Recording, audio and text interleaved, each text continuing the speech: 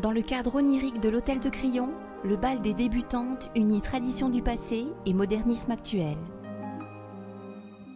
Des jeunes filles issues de grandes familles se parent de leurs plus beaux atours pour assister au bal qui signe leur entrée officielle dans le monde.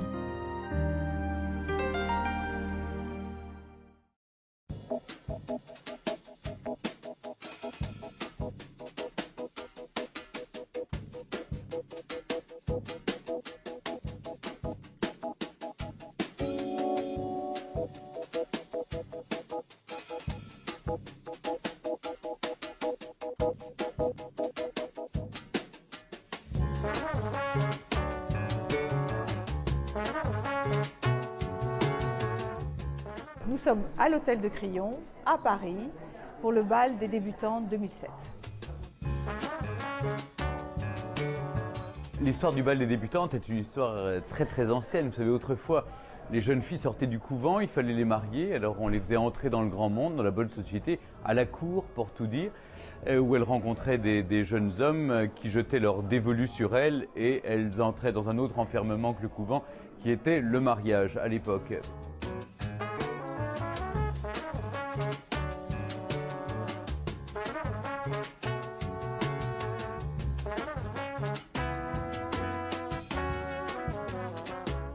On a commencé ça en 91, mais en 91 c'était pas un bal, c'était un défilé de mode et ça a eu tout de suite énormément de succès, donc ça a grandi chaque année. Et en 96 c'est devenu un bal.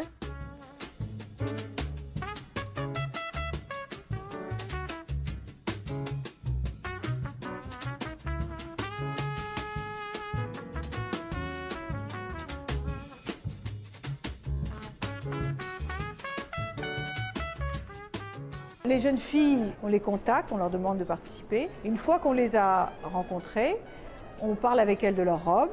Donc là, nous sommes en novembre, ce sont les robes du défilé de juillet.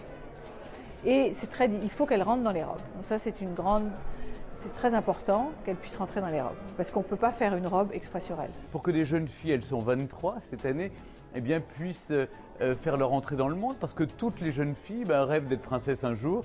Et c'est ce soir-là, voilà, où elles sont habillées par les grands couturiers, parées des bijoux d'Adler, maquillées par les plus grands maquilleurs, coiffées par Alexandre de Paris, qui fait toujours rêver dans le monde entier.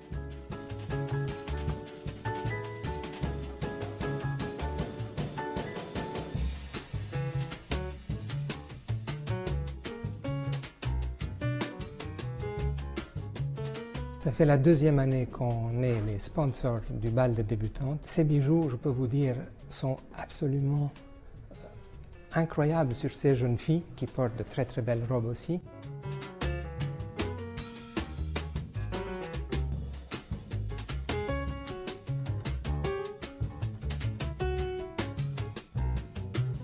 Le but principal, c'est de faire un bijou qui est très créatif, très différent, qui ne ressemble à aucun autre et qui sera facilement porté par les femmes d'aujourd'hui.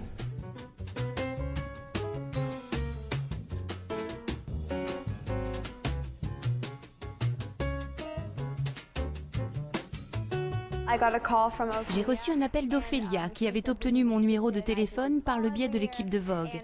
Elle m'a demandé si cela m'intéresserait de participer à ce bal. Voilà comment tout a débuté. Et c'est un réel honneur pour moi d'avoir été invitée à ce bal.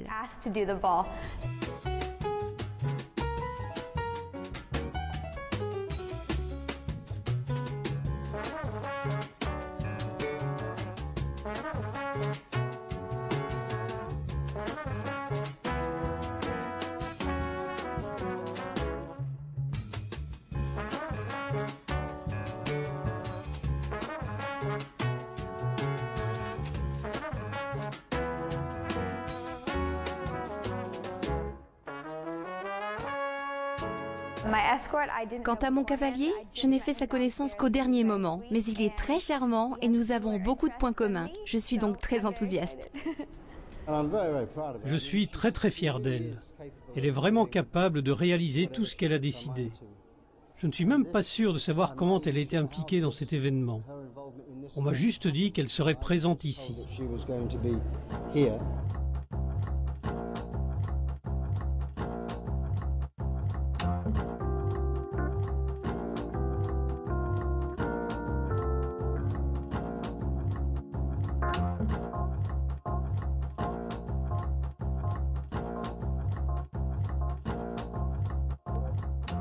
le bal est organisé au profit d'une charité.